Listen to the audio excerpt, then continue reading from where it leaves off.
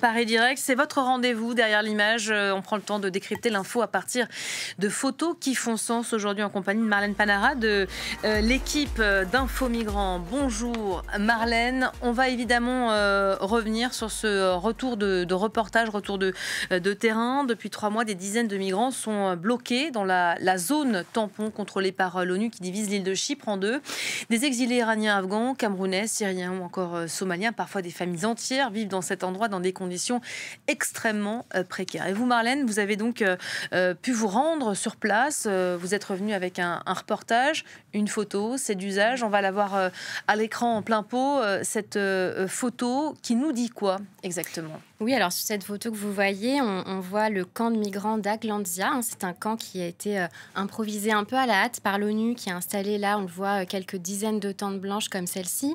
Je précise que ce camp, il est situé en périphérie de la capitale Nicosie, en bordure de champs, dans une sorte de petite forêt. On le voit un peu sur l'image, on voit la végétation. On ne se rend pas compte, mais il fait très chaud à cet endroit. Quand on a visité le camp, il était à peu près 10 heures du matin. Il faisait déjà près de 35 degrés. Donc je vous laisse imaginer à l'intérieur des tentes, ce n'est pas tenable. On ne voit pas là non plus les personnes du camp, mais en fait, quand nous, on y était, il y avait 48 personnes qui vivaient là. Et vous l'avez dit, les nationalités sont très diverses. Il y a des Iraniens, des Afghans, des Syriens, des Camerounais, des Nigérians. Enfin, il y a vraiment une diversité de nationalités. Et je précise aussi qu'il y a un autre camp à peu près à une trentaine de kilomètres de là, dans la zone tampon toujours, où là vivent un peu moins de migrants, mais il y a un deuxième camp également. Pourquoi est-ce que toutes ces personnes que vous venez de citer, issus d'autant de pays différents, sont bloquées ici?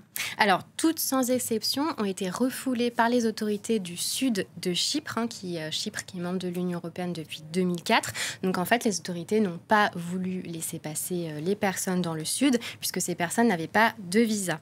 Donc, en fait, ces exilés, ils ont emprunté une route migratoire qui est bien connue de Chypre depuis quelques années. On le voit là, sur cette carte. De nombreux Africains subsahariens, par exemple, arrivent en avion dans le nord de l'île, qui est administrée par la Turquie, là, qui est en zone grisée.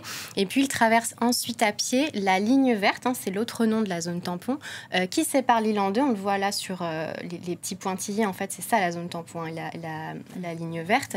Ils traversent cette ligne pour arriver dans le sud et pour pouvoir demander l'asile en Europe. Donc, cette ligne, ce n'est pas une frontière, c'est une zone tampon contrôlée par l'ONU, donc ça se traverse très facilement. Il n'y a pas de barrière, il n'y a pas de mur, comme on peut le voir à d'autres portes de l'UE. Pour vous donner un chiffre, entre janvier et juillet 2024, il y a plus de 5000 migrants qui ont fait cette route. Donc, c'est tout autant de personnes qui ont traversé la zone tampon et qui ont demandé l'asile. En 2023, ils étaient 11 000 et puis en 2022, ils étaient plus nombreux, ils étaient près de 19 000. Mais depuis le mois de mai, donc, ces personnes sont stoppées sur cette ligne par la police et donc elles ne peuvent pas aller demander l'asile dans le sud. C'est ce qu'on appelle un refoulement ou un pushback en anglais. C'est une pratique qui est illégale au regard du droit international. C'est d'ailleurs ce qui est arrivé à John, John qu'on a rencontré dans le camp, qui vit là, un citoyen nigérian qui, lui, a traversé cette ligne, est arrivé dans le sud. Il a rencontré un habitant, il a demandé de l'aide avec ses compagnons de route et il nous a expliqué ensuite ce qui s'est passé. On peut l'écouter dans la vidéo. I think it took like 4 or 5 minutes and the police got there. They met us nicely, they were very friendly, they just asked us a couple of questions, got our passports and searched our bags, gave us some water. And I asked the policeman if we were going to prison or something like that. And he said, no, you're not going to prison, we're just going to take you somewhere.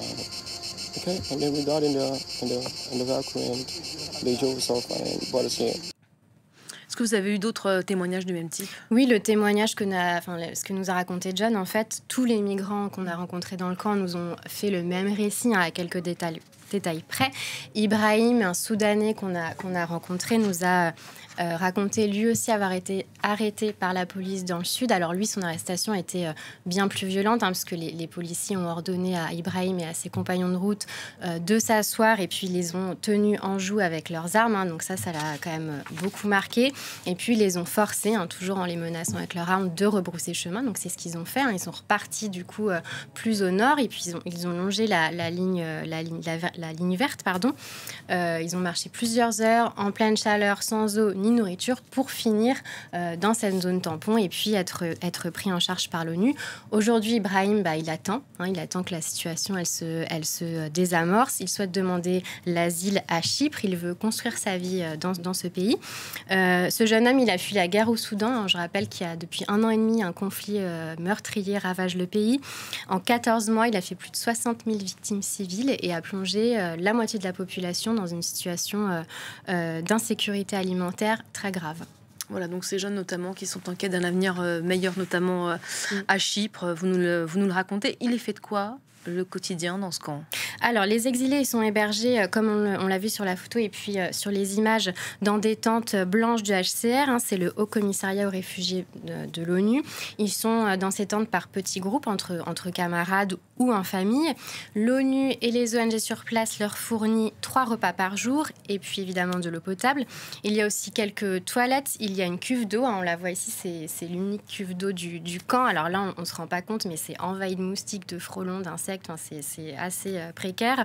Et puis pour prendre une douche, les migrants, ils montent sur un petit tabouret qui est à côté d'une tente avec un petit tuyau d'arrosage et puis ils se douchent comme ça à la va-vite avec très peu d'intimité. Tous se plaignent des conditions, mais aussi de la chaleur et surtout des serpents, des rats et puis des hordes de moustiques qu'il y a la nuit qui les empêchent de dormir.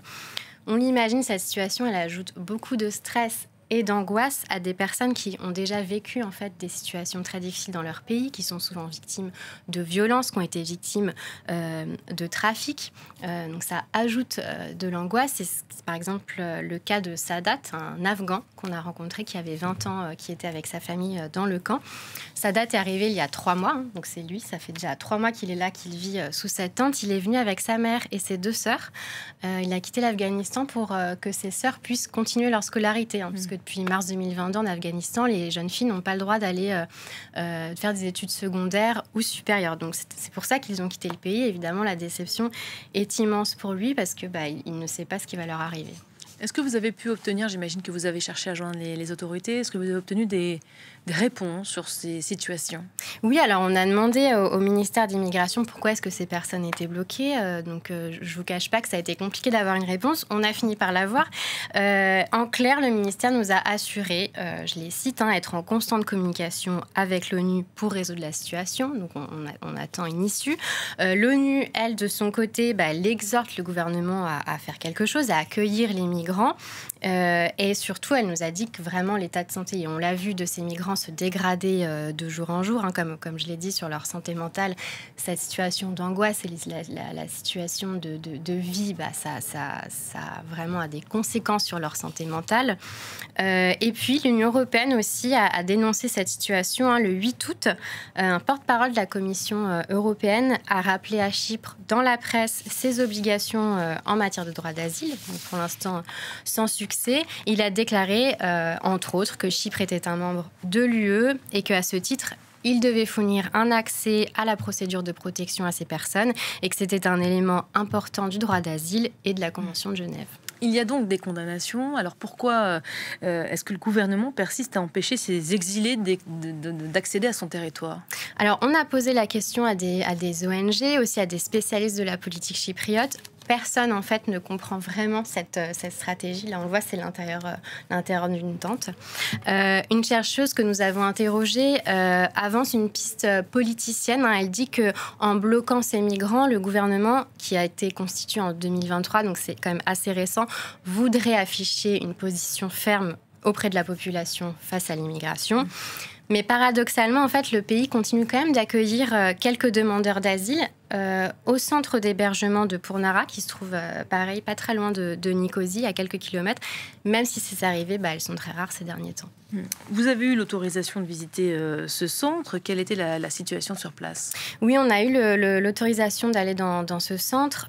Quand on y allait, nous, il y avait peu de personnes. Il y avait, on nous a dit, 272 personnes pour une capacité de 2000 places. Donc on imagine que voilà, il y avait pas mal de places. On peut voir sur l'image, donc c'est l'entrée de ce centre. Les personnes sont hébergées à l'intérieur dans des sortes de préfabriqués, bien séparées les unes des autres, bien cloisonnées en fonction de l'âge, en fonction du genre et du degré de vulnérabilité des personnes. L'équipe dirigeante nous a montré ces différents endroits où étaient répartis les migrants. Et puis, on a aussi eu l'occasion de rencontrer les demandeurs d'asile qui sont arrivés récemment et qui, eux, n'ont pas été refoulés. Donc là, on voit à l'image, les migrants vivent dans ces préfabriqués-là, en famille ou entre nationalités le plus souvent. On a rencontré donc, à cet endroit même Marie, qui est une Camerounaise. Elle était là depuis 24 heures quand on l'a vue. Donc, elle était un petit peu perdue, mais elle nous a expliqué qu'elle s'était rendue directement au centre de Pounara et qu'elle n'avait pas eu de problème avec la police. Elle n'avait pas été refoulée. Donc, elle a fui la zone anglophone au Cameroun, qui, on le sait, où sévit depuis plusieurs années un important conflit également. Mais elle a eu la chance de pouvoir déposer son dossier, d'entamer des procédures, ce qui l'a soulagée beaucoup. Et évidemment, ce n'est pas le cas des migrants de la zone tampon qui, eux, attendent toujours de pouvoir déposer l'asile. Merci beaucoup pour ce retour de terrain, Marlène Panara d'Info Migrants. Merci pour ces témoignages, ces photos aussi à retrouver évidemment sur le site d'Info Migrants. C'était derrière l'image.